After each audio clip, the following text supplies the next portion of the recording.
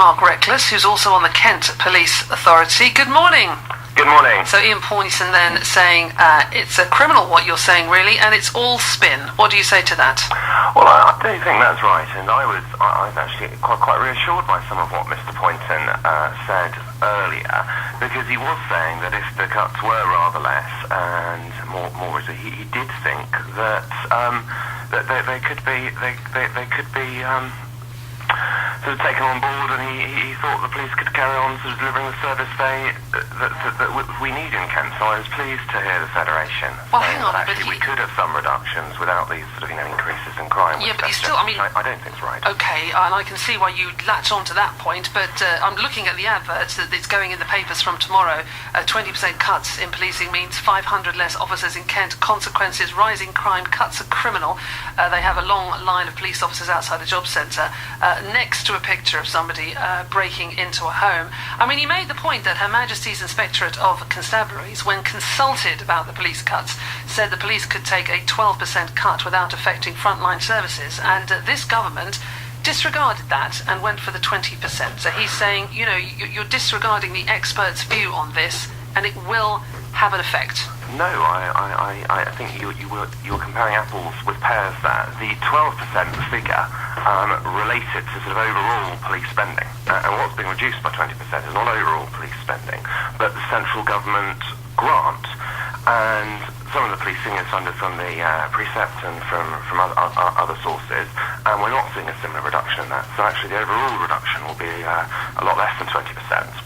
And in addition to that, I mean, I've been arguing at the police authority and elsewhere that I don't think we necessarily need to have this sort of full reduction of the 500 officers and 1,000 staff. And the reason for that is our chief constable quite rightly started planning almost a year ago for the reductions that he knew was coming, and we made an assumption that those reductions will be at least £50 million in central government grants. Yet actually the grant from central government has come in more generously than that, and it may be that we're only losing perhaps sort of 10 million less than was initially planned. We're also seeing changes in some of the more generous of the police terms and conditions, and I know this will be difficult for officers concerned, but on the other hand, if we are able to make savings in that way, then maybe there's less need for quite the reduction in officers that there otherwise would be. Well, it's an interesting point because we're doing the council cuts story on this show today, and councils telling us that they can reduce their spending without cutting frontline services. So you're right, efficiencies can be made, obviously, but if you lose 500 officers, surely that has to have an impact. Well, as I said, I mean, I don't think that it will need to be that for 500 necessarily. And I mean, this decision basically, we're having a very serious reform in policing, where next May we are going to have an election in Kent for an elected commissioner to oversee the Kent Police, and ultimately it will be a decision for that sort of the commissioner what level of cuts are necessary. Well, obviously we may not have that election now because I believe the House of Lords threw out that recommendation that we should have elected police commissioners last night. It's not for the House of Lords to throw this out. I mean, I was speaking last night with a previous leader of the Liberal Democrat Party, and that Liberal, he was saying that he was totally sort of unaware of what was planned. If he'd known that vote was against coalition policy, then he wouldn't have voted as he did. And I fear there's been some sharp practice from Liberal Democrat MPs in the Lords who've implied to their colleagues that in some way they were supporting some sort of official Liberal Democrat policy. Now that is quite wrong. Okay, well, answer this. That we will be going ahead with these elections in May next year. Let's go back to the police cuts now. Answer this point from Ian Poynton, who basically says that under the Labour government there was more investment in the police service, more money put into it, number of police officers went up, crime went down.